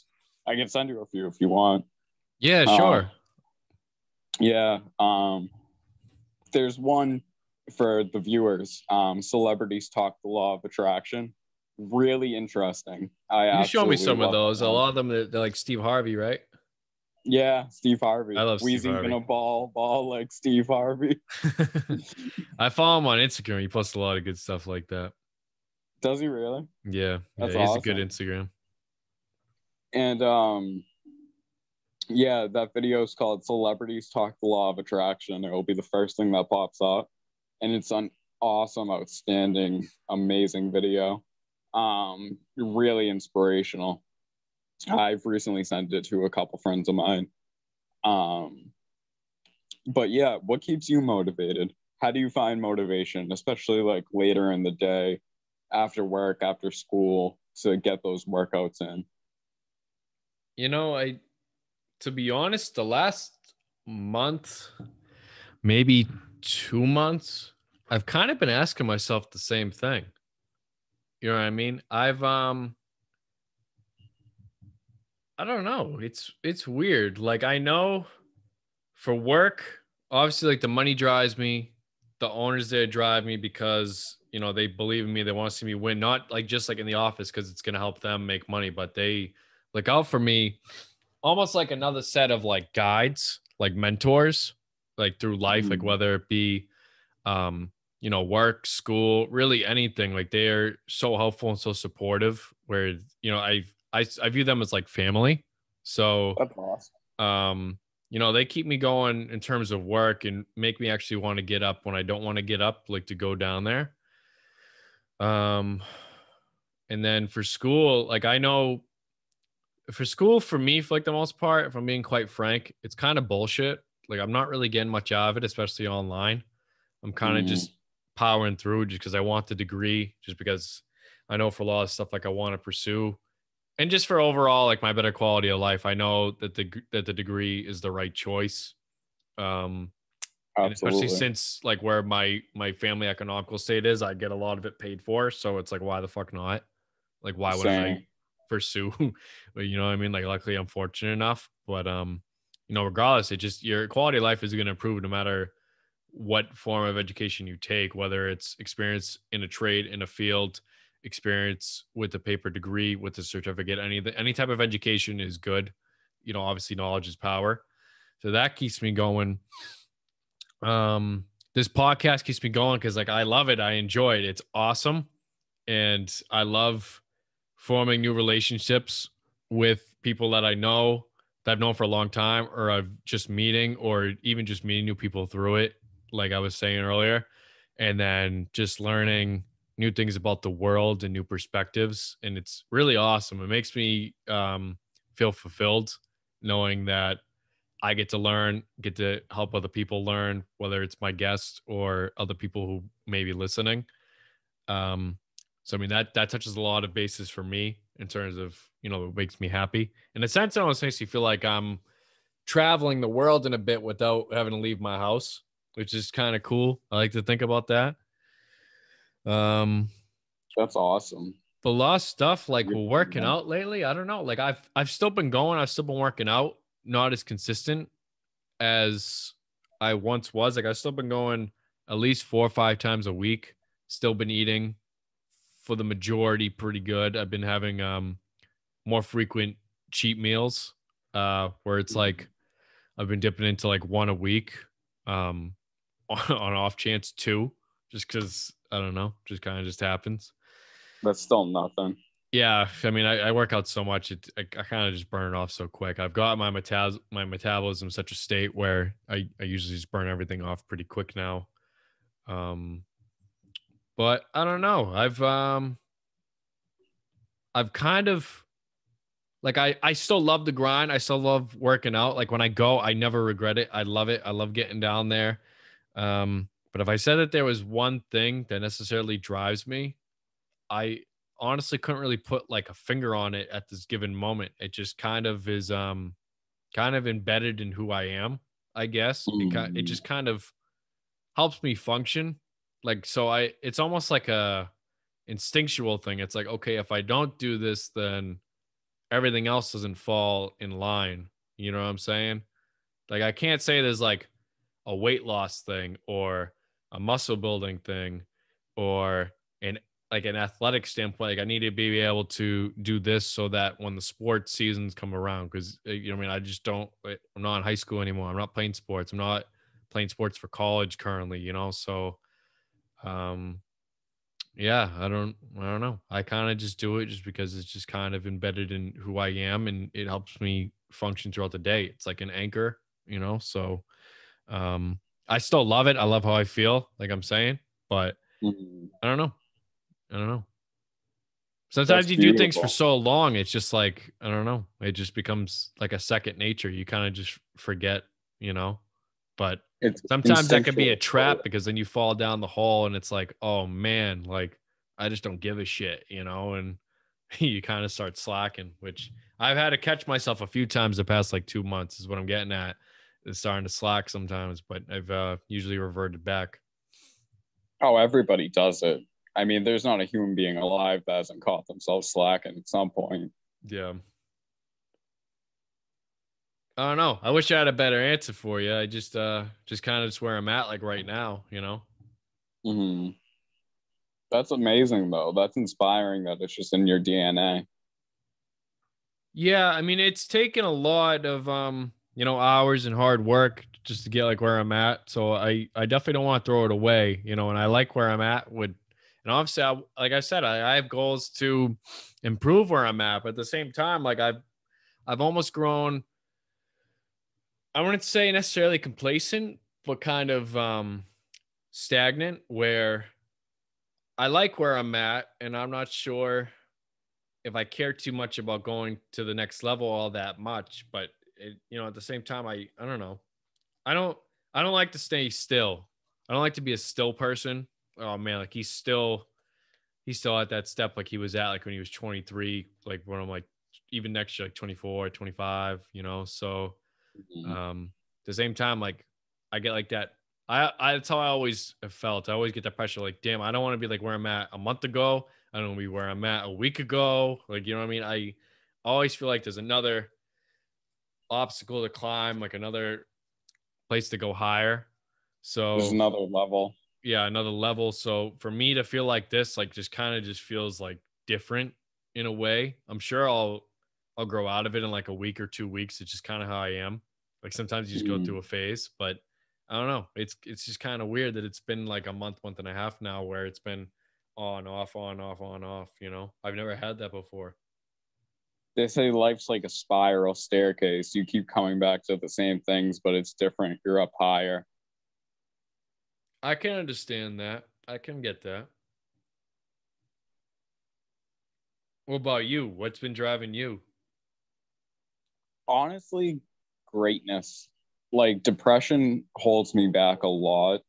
And the fact that I'm able to do more now and actually feel like I'm going to be able to stick to it and not fall off and not just, stay in bed for 4 days. Um, it's just greatness. I want to like retire my mom. I want to do all these things. I want to, spoil my family, my friends. And I want to do that by becoming a personal trainer and by starting my own business. And that's just truly my goal. And um, yeah, I want to become a talk therapist, and that really drives me Mhm. because that's something like if I could do anything, like even be a movie star or be a talk therapist, I'd pick talk therapist. Like because it's just my passion. I just love talking to people. I love helping them. I think it helps me mentally to help other people. And so that drives me a lot with school. Um, it drives me to, do the homework, to do what I got to do. And I could feel that. I feel like it gives you a sense of perspective, but then also focus and realignment where it's like, okay, like I see from their perspective and I could see from this person's perspective, and I could take that to my own perspective and almost find inner peace because I don't have this person's problems and that person's problems. But then, like, the same time, my own experiences are different and I've had my own personal problems that I can apply with them. And it just almost like reciprocates. And there's a feeling of gratitude that we didn't go through the same trials and tribulations, but another sense of gratitude and thankfulness where we can share those trials and tribulations so another person doesn't have to go through it, and maybe it'll help them through their own personal trials and tribulations, if that makes sense. yeah, absolutely. And another thing is regret. I watched this motivational video and it talks about how when you're on your deathbed, how many ghosts will be there saying you could have breathed life into us. You could have brought us to life, but you were too scared to. And for me, for a long time, I just wanted to take the safe route and be an engineer because that's what my family wanted and stuff. And they wanted me to go to Wentworth and become an engineer, like a mechanical engineer, because I was good at math and stuff. And I was just really unhappy doing that type of schoolwork. And I took some classes at North Shore, like engineering and stuff, and it just really wasn't for me. And everyone told me like, oh, becoming a talk therapist, like that's like a bad idea. And I think they just don't see it for what it's worth. I think talk therapists do great work. I think they help a lot of people. And I think now that I'm especially nowadays with COVID and technology and the way society is continuing to get further and further um, disconnected with each other. And it's evident across the board. I mean, if you look at any societal issue, there's a lack of empathy, there's a lack of connection, there's a lack of emotional and spiritual attachment to almost anything in life. Where, you know, even a conversation like this, I mean, yeah, we're on Zoom, but even something like this. I mean, this just helps. You can flush out some demons, you get some stuff off your chest, you learn some new perspectives, you get to feel like you're connected with somebody else. You're part of something much greater than just walking through this, this earth, this life alone. You're on like your own lonely path. So there's a lot of power in being able to communicate and being able to communicate your own feelings and emotions effectively. And obviously, you're a very well spoken person, and you've been through a lot of things in your own personal journey. Um, and obviously, like, it's not like you're just like a walking board. Like, you're not just like a piece of plywood where it just bounces off you and you're bland and you're boring. Like, you're a pretty funny dude. So people like that. Appreciate it. You got to be a people person. You got to be relatable. You got to be able to walk into a room, read the energy, read the people, what's going on, and adjust accordingly. And that's why, Mm. yeah, I've always seen that you've been able to get along with so many different groups of people. Mhm. I appreciate that. I try to pride myself on that, on being able to talk to different people. That's what drove me to learn Spanish. Was I wanted to be able to connect with other people and stuff. I wanted to be able to connect with the world. I wanted to be able to be well versed. My grandfather spoke 4 languages, and I'm actually named after him. I never got the chance to meet him. He died 14 years before I was born, but he spoke 4 languages: English, Spanish, Italian, French. And I just wanted to be like him. I wanted to be well versed. Everyone always tell me stories about how we had people over the house that didn't speak English, and he'd be speaking some foreign language to them that they didn't even know which one it was, and that was just like awesome and amazing to me.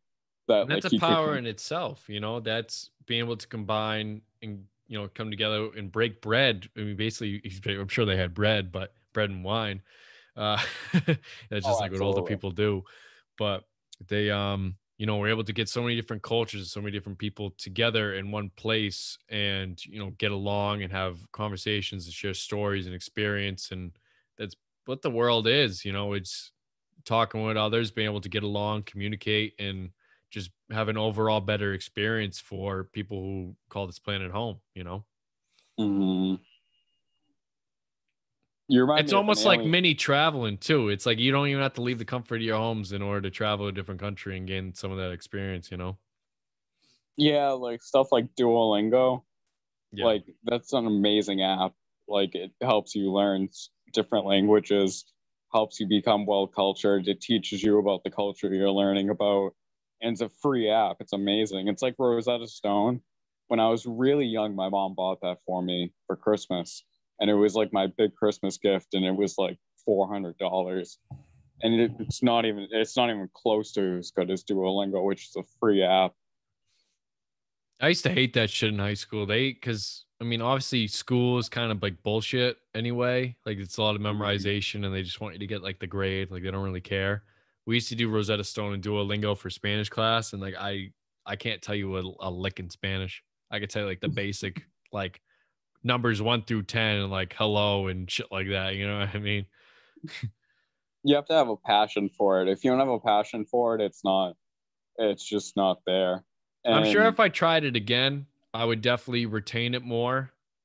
Obviously, because there's no like, okay, like you need to get this done, otherwise you can't graduate high school type of shit. And the professors won't be there to be like, yeah, like whatever, just make sure this grade's in.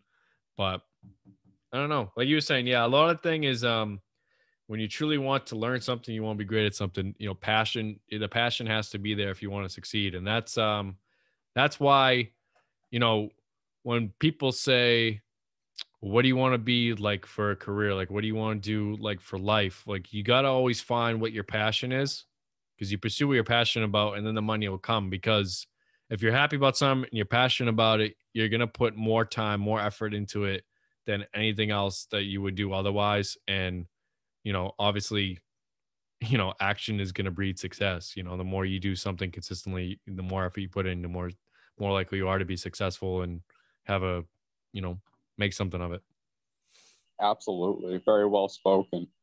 And like with me, it's like I love the idea of being able to connect with others through a different language. And I love the idea of being a talk therapist and being able to take on people who don't share my native tongue.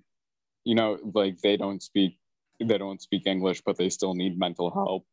And it's a lot different in a lot of cultures. Mental health, it's looked down upon, and from what I've seen in a lot of Hispanic communities and Latino communities. And I think being able to speak Spanish and being able to help people in a second language, and hopefully I can, go on to learn a third and a fourth and a fifth language. I think helping people out with that would just be a huge passion of mine. I'd feel so satisfied when I have my first, Spanish speaking client and I'm able to actually sit there and talk to them and help them through their problems and help them through their day and help them to establish a winning and successful routine. Yeah, I mean they say in order to learn other languages, you typically need to have a high emotional intelligence and capacity for, empathy, which clearly you do. And do you want to go ahead and learn multiple languages? I mean, that just is kind of a testament to it. We had a principal at our school. He spoke 7 different languages. That's crazy. 7, yeah, and he's a super nice guy. I've chatted with him a few times. I mean, he used to get some shit during high school just because he was like the new guy on the block. Everybody's, I mean, yeah, I feel like it's kind of like a revered thing almost, where it's like, okay, this guy speaks 7 different languages, but he doesn't speak English that well. Like, are you fucking kidding me? Like, this is America. But I'm like, all right, like, Oh my God. he still speaks Rivera's a English lawless competently. wasteland. It wasn't his first language for starters, and to boot, he speaks 7 different languages. Like, give the guy a fucking break. Like, he's a nice guy. You know what I mean? Like, yeah.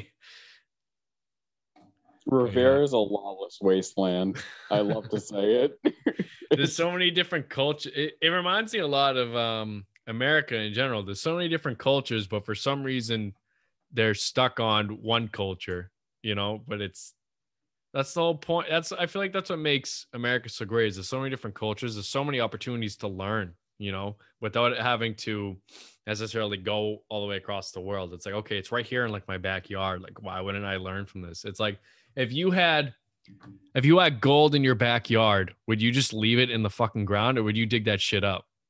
No, I'm digging that shit up and I'm using that shit. It's like, okay, I have all these different cultures in my backyard.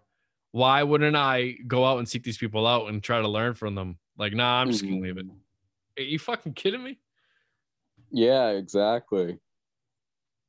Like, I can't tell you how much I learned from people like when I was younger, just going to GBF with Hillary and Sean Yeah, and my yeah. stepdad.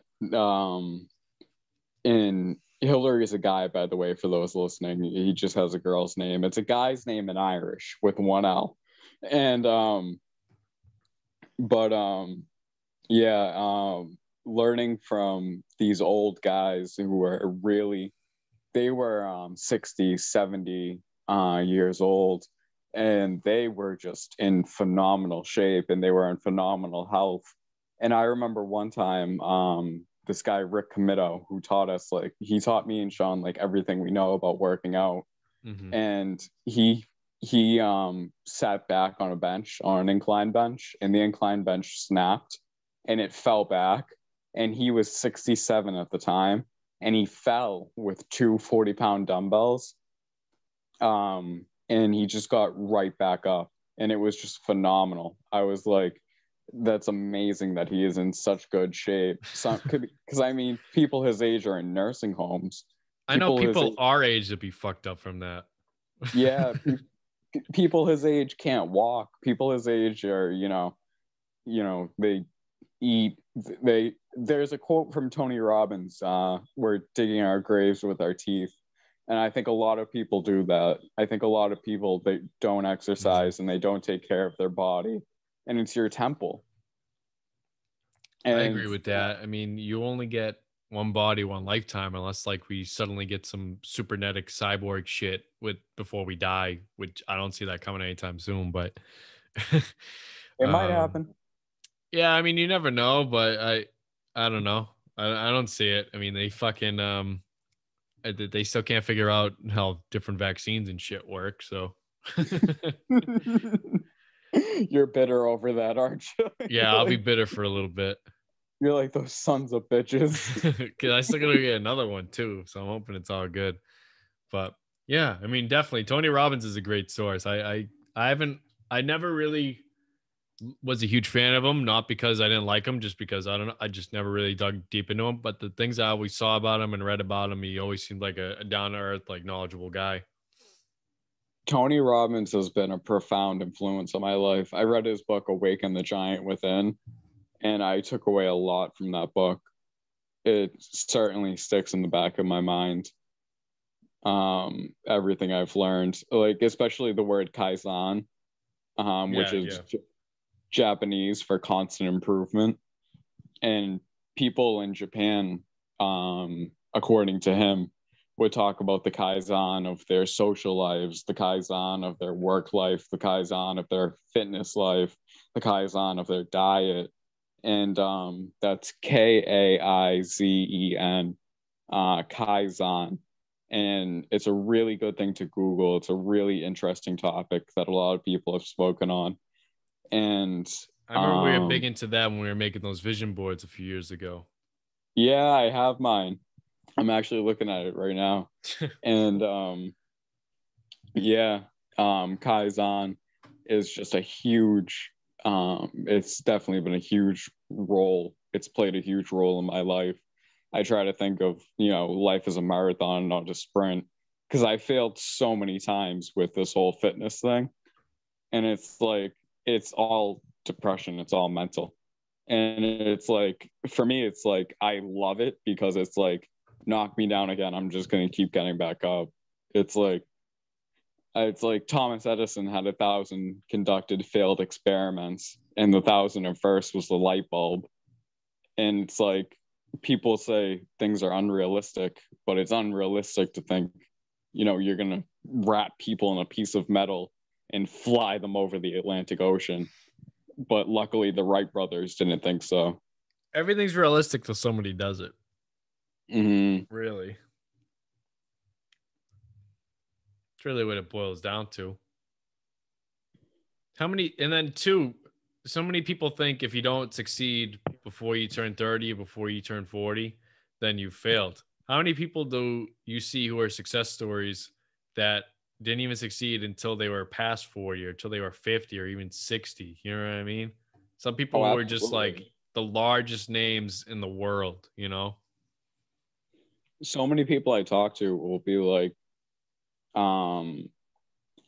50, like talking to my mom, she's 50 years old, and she's like, and she'll say like, oh, like I've given up so much of my life.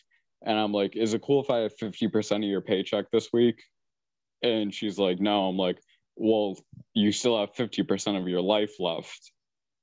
You know what I'm saying? Like, you wouldn't give me 50% of your paycheck. You'd fight me for that 50% of your paycheck. Mm-hmm. You know what I mean? Like, if someone takes 50% of your paycheck, who are you punching in the face? But people look at it and say, oh, my life's over because I'm 50. Yeah, I mean, what's the life expectancy now? It's like 81, Something like that. 82. Yeah. So you're telling me we haven't even sniffed 30 yet. You're telling me you still have like at least 30 years to live in, oh man, like my life's like over. I'm 50, Mm-hmm. It's crazy.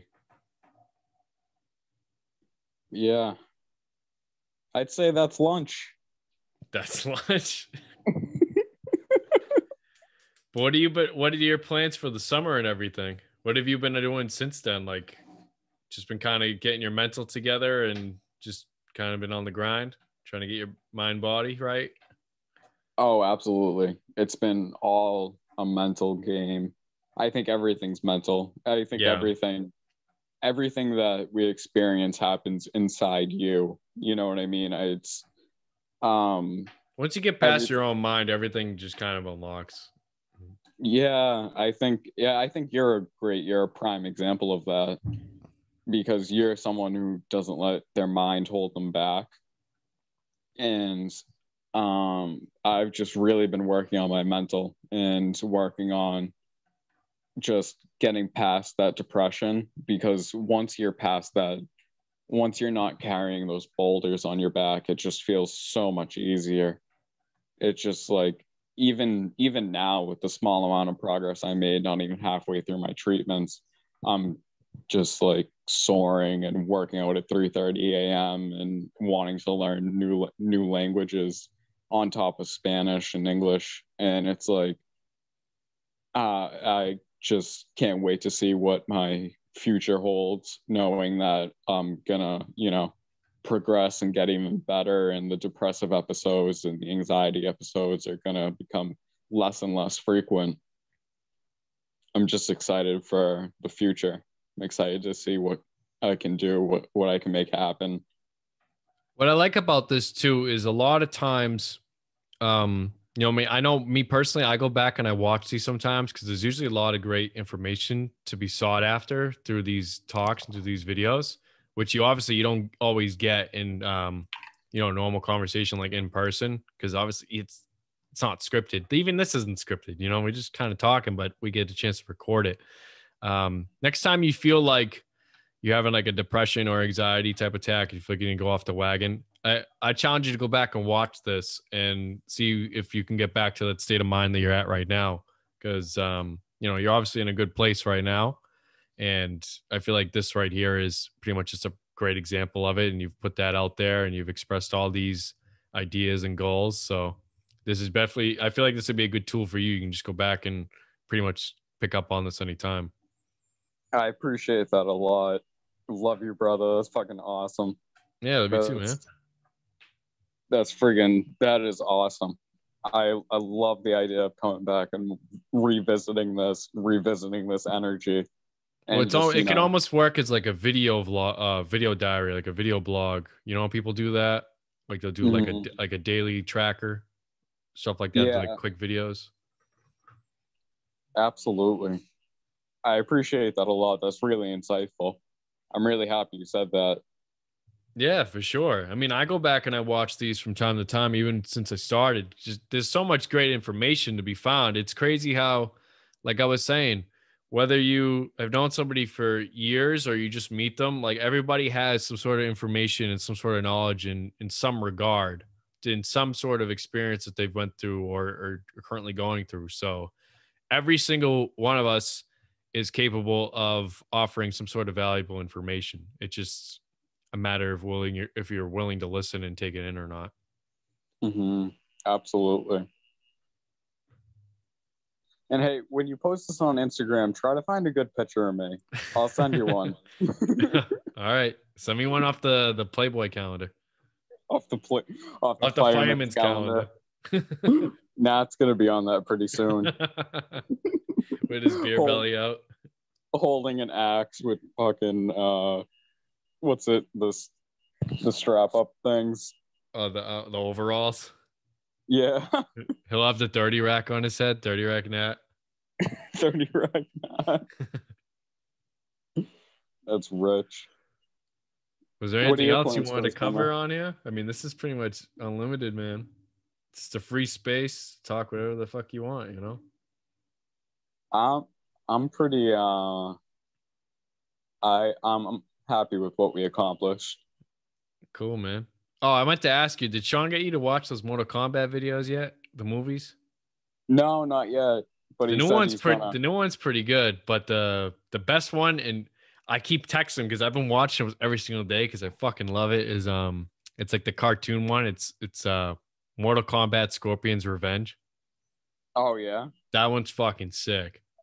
What can you find that on YouTube? HBO Max. HBO Max? Yeah. I'll have to check that out. They're both on there.